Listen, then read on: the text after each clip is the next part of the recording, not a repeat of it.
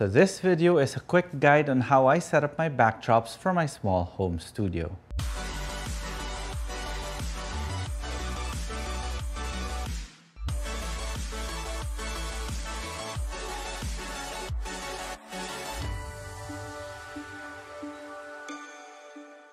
So hi everyone, this is Jiggie, a portrait and wedding photographer from the Philippines, and welcome to the channel. So before anything else, if you guys haven't subscribed to the channel and would want to learn more about off-camera flash photography or maybe just photography in general, then this channel is for you. So you might want to consider subscribing, and while you're at it, click that notification bell so that you get notified every time I upload a new video. And if you want to see some of the images that I've created, you could always find me on Instagram. It's at Jiggie Alejandrino. So welcome once again to my small home studio. So if you guys are not familiar to the channel, this is where I normally do all my shoots. This is a relatively small area of about 2 meters wide, 3.5 meters deep. But there is one difference now. I don't have my backdrop set up here, because this video is to show you how I set up my backdrops for the shoots that you've seen in the channel. So it starts off with this one. Well, you guys might be familiar with a few stuff that I've done or some of the backdrops that I've used. So I'll go through most of the ones that I've used also. You know, the easiest way to set up your backdrop is just really have a light stand like this and a clamp, because there are some backdrops that are going to be very easy for you to use and take around. These are basically backdrops like this. These are what you call the collapsible backdrops. This one in particular is made by Kate Backdrop. I'll put the link in the description below in case you guys want to get some backdrops that I use here. Now, so that's what I do. I just clamp it here. And then it's an ordinary, this is a Justin clamp actually from Manfrotto, but you don't necessarily need the Justin clamp. Any clamp will be okay. And once I've clamped it in, all I have to do is lift it up like that. Wait, I'm not seen in the shot.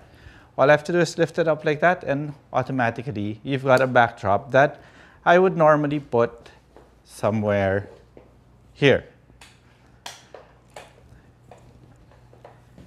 And there you have my shooting area. Now, what if you don't want to use, let's say, these collapsible backdrops and you want to use a backdrop holder? What is a backdrop holder? This is a backdrop holder. So it's like it's a telescopic pole. These are just ordinary clips. Okay? Very easy to carry around and put in a bag because it just extends and retracts like this one. Then you lock it in place. And each end will have an area for you to mount your light stand in. So that's what I'm going to do now. So I have a couple of light stands here that I use to hold this one. Now normally, every time I like setting up my light stand, this is what I do.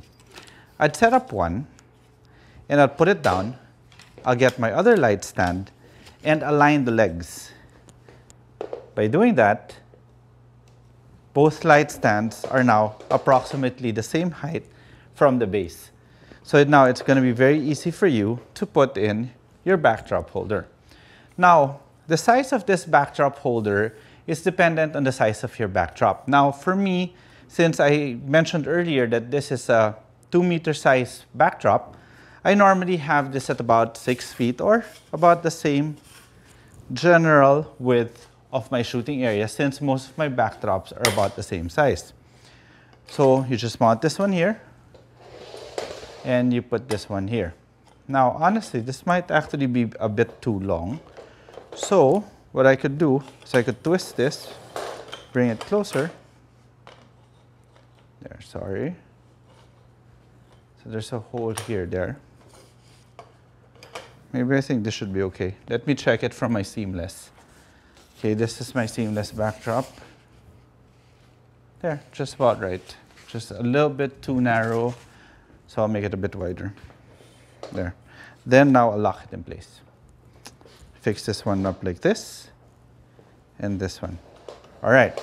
So let's start off with the simplest one. This is my seamless paper. Now usually seamless papers come in 9 feet long rolls.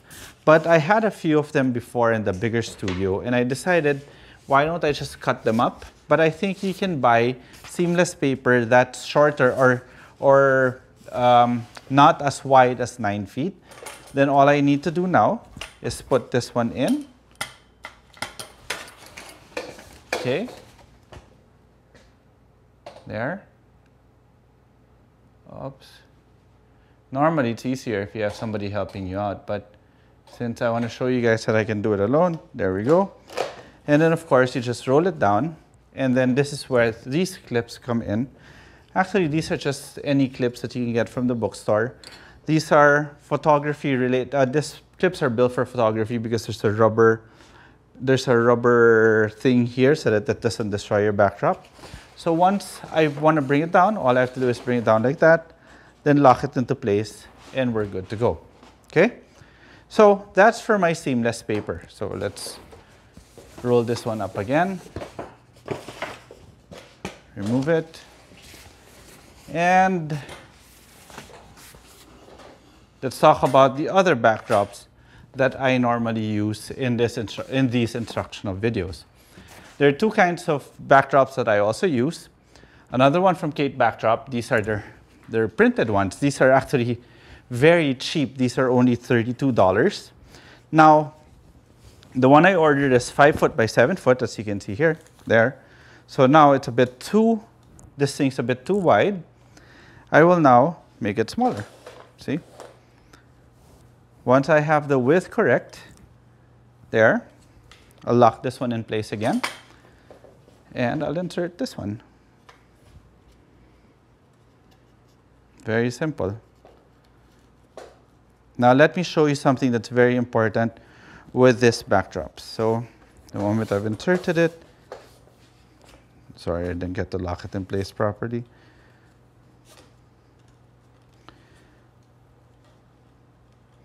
You know, sometimes the hole is not big enough.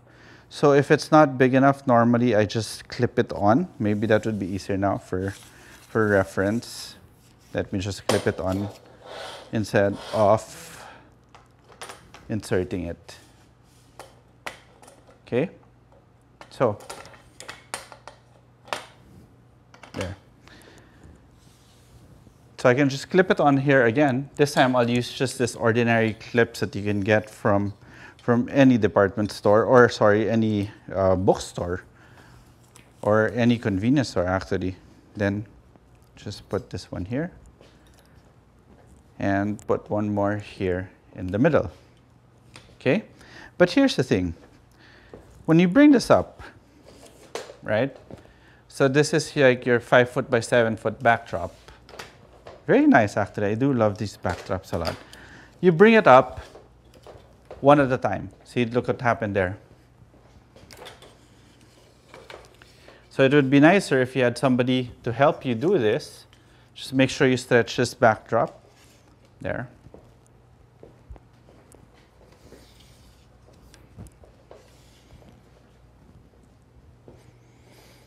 There we go. There is something that's very important with these backdrops. Even with my seamless papers, there's something that I actually like that I just discovered recently. It's this one. These are basically clips. So all you have to do is put this around your light stand here. It's got a Velcro strap. No wonder it wasn't working. Velcro strap there. And then you just put it there. And then got another one. Let's put it on the other side to show you guys. Velcro strap. And look. Now you can stretch the backdrop in place. Of course, you got to pull it down. But you guys get the idea. So this is what I do when I use fabric backdrops. Now, lastly, of course, let's bring this on. I have my favorite backdrops, my hand-painted ones. I won't remove this anymore. Okay, so let's just have it about the same general height. Okay, my hand-painted ones, like these, they're also 5 feet by 7 feet. So this is easier. This is actually the easiest backdrop for me to put up. Just let it fall down first. Okay, all I have to do is do this. There are two ways. One is I would clip this one here again on top, right here. Oops. So there. Temporarily, just put it one side. Lock this in place and just let it go. Then you bring it up. There. That's why there are times that you want to extend this backdrop also, these stands to the side, depending on how wide your backdrop is, so that it doesn't affect the legs. But there, from here, just lock it in place. Lock it in place, and then bring it up. Okay, so these are just basic ways for me to set up my backdrops in my small home studio. And of course, it really depends on what backdrop you have. If you have a cloth backdrop, but to be honest, this thing is a must-have. These are the backdrop holders, which I'll probably put a link in the description below so you guys don't have to look for it. But basically, I have my collapsible backdrop here, and I just have a clip on an ordinary light stand. I've got a backdrop holder here. I've got my printed backdrops, my seamless paper, my hand-painted ones. So if you guys have any questions, feel free to leave them in the comment section below. And I do hope you guys enjoyed this video. And if you did, please do like this video, subscribe to the channel, and click that notification bell. Again, if you want to see some of the images that I've created with these backdrops, feel free to follow me on Instagram. It's at Jiggie Alejandrino. So I hope you guys enjoyed the video again, and till the next video.